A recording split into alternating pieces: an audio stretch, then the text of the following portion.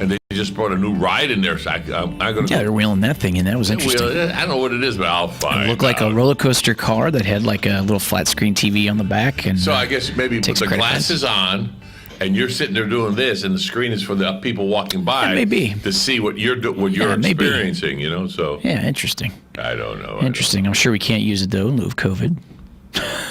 Well, you go. It's just, and it shows they have to sanitize the heck out of it. Yeah, they have to sanitize each rider, and it shows a little picture of an adult and child sitting there. Yeah. Adult on the right, child on the left. Why? I don't know.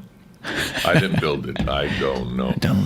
Are we supposed to get rain again today or not? It's calling for a 10% chance of showers and thunderstorms, but it looks as what's coming off the coast a little bit. We might be able to get a little bit, but for the rest of the week, it looks as if we're definitely going to get some 70% chance for tomorrow. No. And then it carries 50, 60, and 70% chance for the rest of the week. Again tomorrow? Yeah, they're calling for it. What they're expecting to be is a chance for showers and thunderstorms earlier. So they're calling it before 1 p.m. and then likely after 1 p.m. and around 5, and then that'll carry through the evening and all that stuff. But this is business as usual for Florida summer. Yeah. You know, it is what it is. And I pulled out of my yard today, and my grass is like about a foot high. Yeah. In areas, I'm going. Yeah. The neighbors. So I figured this afternoon when I get off work, start up that lawnmower. Yep. Well, you can't cut. Or you're not supposed to, and it really clogs everything up. If you try to cut grass, well, it's wet. Sure. It's like the lawnmower doesn't like it. You don't like it. The whole thing. No. The shoes don't like it. They turn green. So I put my work boots on. I don't care about that. That's why they're called work boots. That's right. But it's like ridiculous out there. So it's like, now our sinkhole. Right. We were talking a little bit last week with In the Garden with Carol Ann. For those who had tuned in today, she had other obligations, so we ran a repeat there of a couple weeks ago with a good show that we had. But one of the things we discussed last week was what was expected with the forecast.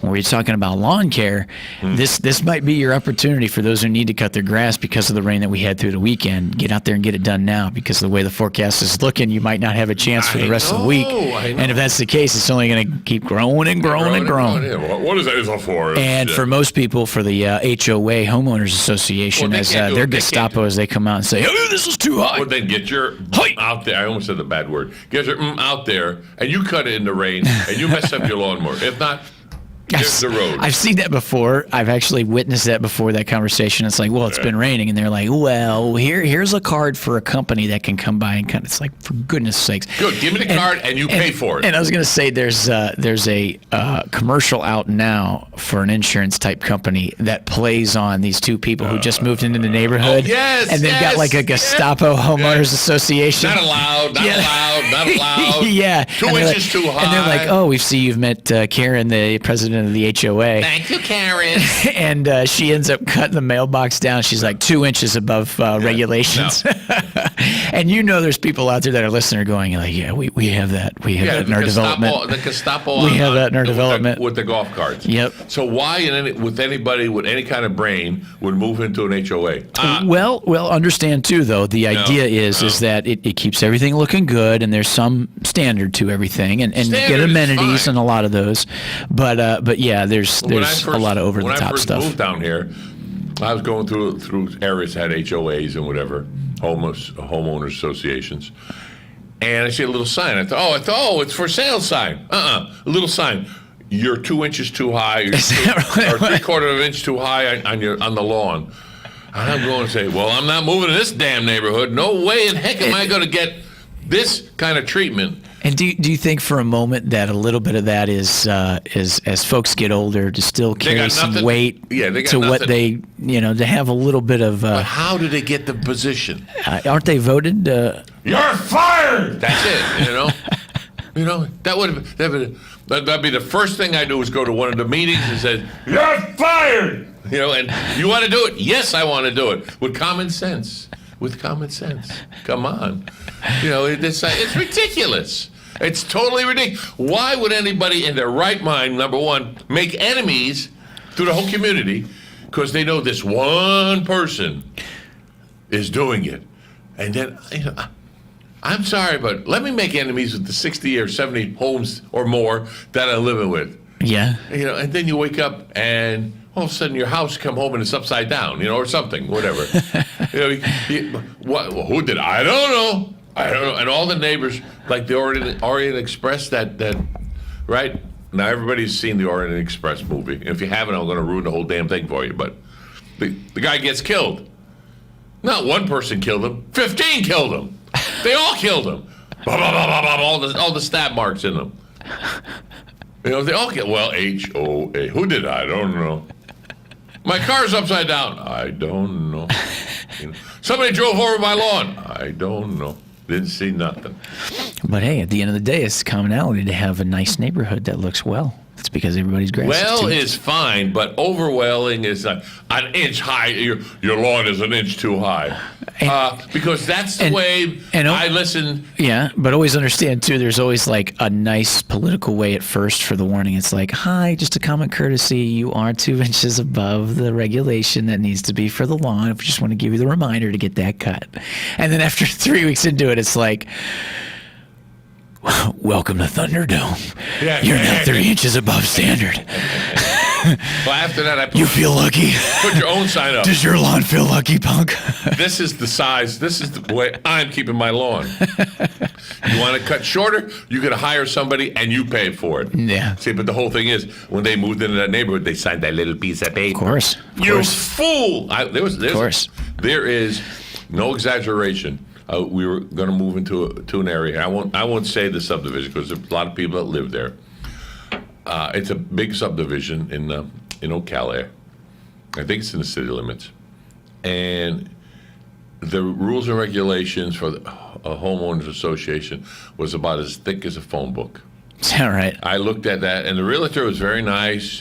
She made copies for us, and I looked at it. And I looked at it. About the fourth page in, I said, I can't say what I wanted to say here, but it wasn't pleasant words. And I said, who in their right mind would go through all this for that? Right. No. People have, I've got 2 trailers. I've got my motorcycle. Sure. I got my truck. I got my car. The trailers are outside.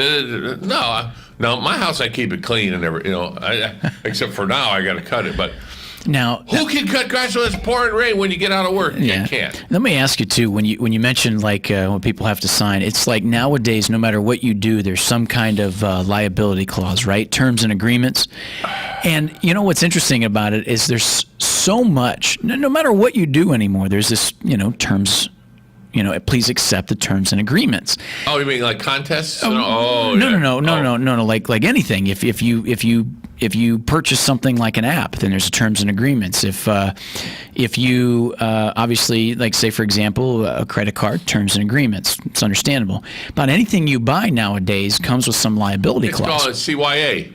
Cover your assets. But not yours. It's usually that company's. Oh, and yeah. there's so much fine print with it, but you can never continue because you have to accept those terms and agreements. Right. And here's the bottom line is, well, if you don't accept them, then you can't do what you need to do.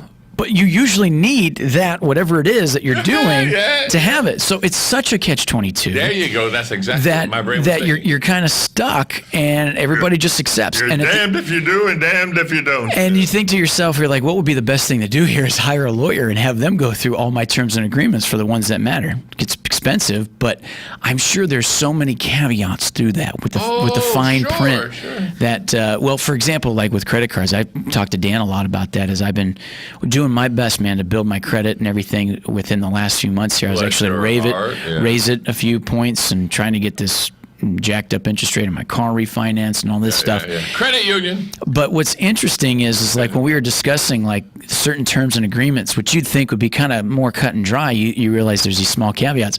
And he told me the story of one time how he got really responsible and had the cards that he had and paid this one down and then eventually paid that off, opened up the new card and said, well, I want to keep that on there because that has a balance. I'm going to use this card because it gives me more reward points. And then all of a sudden that card got canceled. So then a score changed, obviously, which he wasn't anticipating, right? Yeah. And that's because in the terms and agreement, it says, well, you're not using the card enough. We're canceling it. Yeah.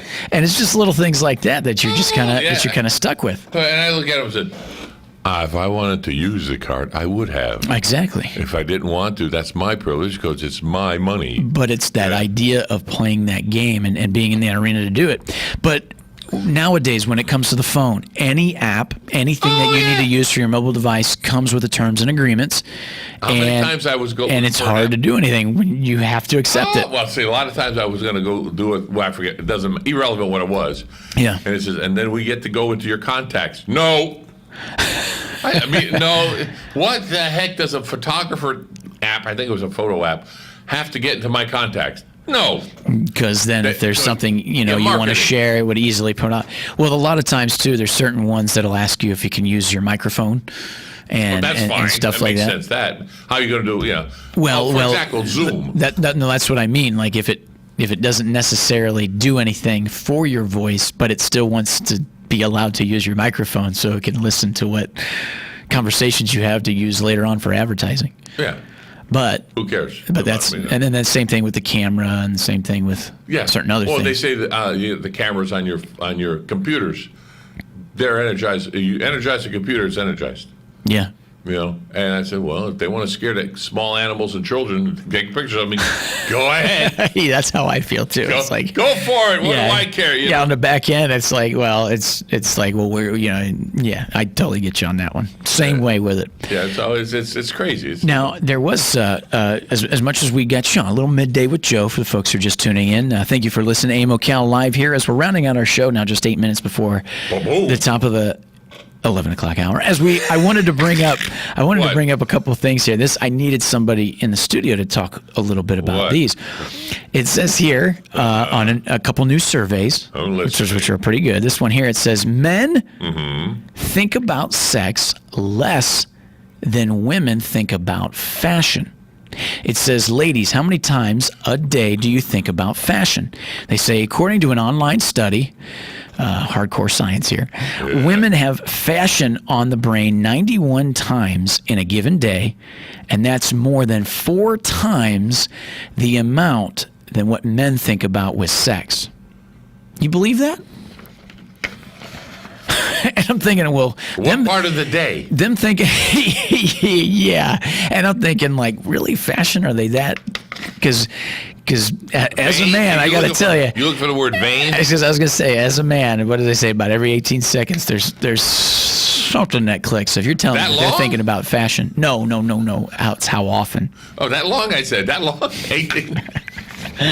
Exactly. I am. Exactly. Now, with this one what coming out, like we just talked about, 4 times the amount that men think about sex. That's a lot because we know men think about that a lot. No.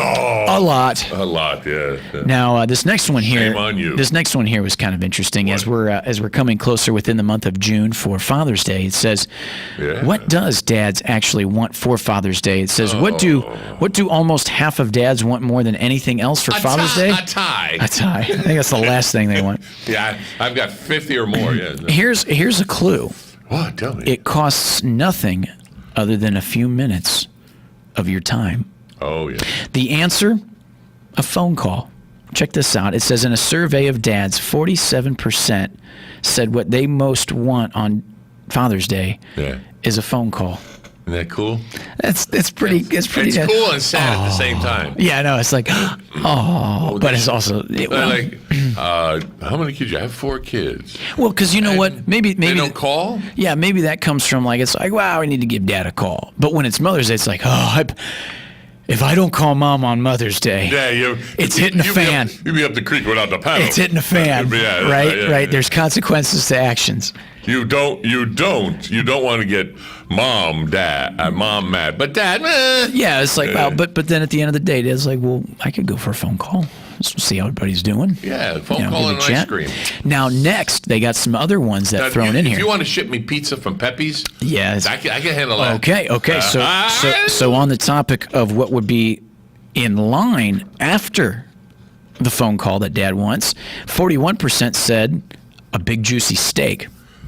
Yeah, I'm a steak man. Yep. I'm a steak man myself. What's your favorite cut when you go to order a steak? New York strip, ribeye, filet mignon. What do you? Well, what do if you I go can afford a filet mignon, I gotta get that. But well, now ribeye. Do the ribeye. Ribeye. I used to, growing up, I used to love T-bones. Yeah. Well, my dad used to work part-time as a butcher, and he bring T-bone, porterhouse. Just those, because a T-bone, for those who know, it's New York strip on one side and a filet on the other. Yes, I know. Yeah. I know. You say that. We called it the eye. Yeah. Yeah. You save that for last. Save that for last. Yep. Fit on side, then you get the bone and go. Yep. Because that's how I was taught too. Because if you're chewing a good tasting strip on the one side, then what's left when your mouth's a little tired is that melt in your mouth filet on the back side. Yes.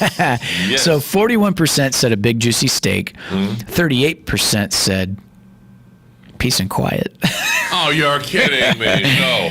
And then taking the family to a ball game was 38%. Well, that goes out the window right now. An ice cold beer or two for the simple man out there, 35%. Why do you have to be a simple man? Wait a minute. Hold. Time out. A good cold bill for anybody. Yeah. If you're in the mood. Yep. But see, I buy a 24 case. I leave it in the fridge. Yeah. And it's there. But when I get into the mood, then I want it. Yeah. But I have to be in the mood. I don't just get a beer. I'm thirsty. No. I'll Kool-Aid or whatever. But if I'm in the mood. Kool-Aid, what are you, 12? Yeah, like 12. Kool-Aid. It's great. No more commercials. But Oh yeah. No, anyway. Oh, what I got to put up with. So a beer, or like for example, when you're cutting the lawn, after you cut the lawn, you nailed it. You don't do it during the lawn because you got the clippings. No. You nailed it on. And as much as we were talking about getting your lawn mowed, when it was trying to get it before the rain and maybe still wet, but you're trying to get it conquered, trying to get that lawn conquered. There's nothing better on that hot, muggy day. Now, when I become rich, it's done, you know what I'm going to get? Cold beer, a lounge chair, and a beer. And have the lawn robot. They're going for about $1,500 for that thing. There you go. And it's just but only I think it's half acre is the max right now. That's still pretty good amount. Yeah, if you think about it. Yeah. And it comes and it locks in. And it has a rain gauge thing on it. So it's raining. Goes parks in his little garage. Has a little garage with a little cover on it. Parks in there, recharges, and then continues on and all that. I'm going. Now, at what point do you think, because that's going to come more and more to fruition, I really feel like you can't rob them because they have trackers on them. But do you think eventually later on when we use more of them that they'll just start, throwing in like how we have Siri? It'll be like, hey, lawnmower robot, go mow the lawn, but give me vertical stripes or whatever. They already have that. Yeah, already have it. It's going to talk to you. Hi, Mr. Martone. I'm going to cut your lawn. No, I don't want to be disturbed. Well, enjoy your beer while I cut your lawn. Well, it already has that on an app for the phone. And it alerts you when it's and if someone steals it, it alerts you immediately. Yeah. Call 911. My lawn robot's been stolen. Say what? Say what? And it's I'd like over. To make a report. And the GPS, go get them. I'd like to make a report. My lawn robot has been stolen. Yeah, my lawn robot, but they're out there. That's the third one this week. Kowalski, we need to figure this out. But they're averaging $1,500 per. Yeah. So when I become rich. Yeah, there you go. And even if you just want to do the front yard, just have it go back. Well, we can talk about this for hours. Now, just lastly, you mentioned tie. That was the last one as practical gifts like socks and the necktie that came in at 35%. Socks I go for. Neckties, like I said, I've got a 50-plus necktie. I need some neckties. That would be eventually, I wouldn't mind getting that. They asked me, what do you want for Father's Day? I just want anything golf-related. I just want to go golfing, actually. Yeah, golf-related. Can I golf now? Why'd you learn? As that'll be all the show for today here. WOCA AM Ocala Live. Until tomorrow, and thanks to Joe, thanks to Matt Gibbs, and everybody else. Until tomorrow, goodbye.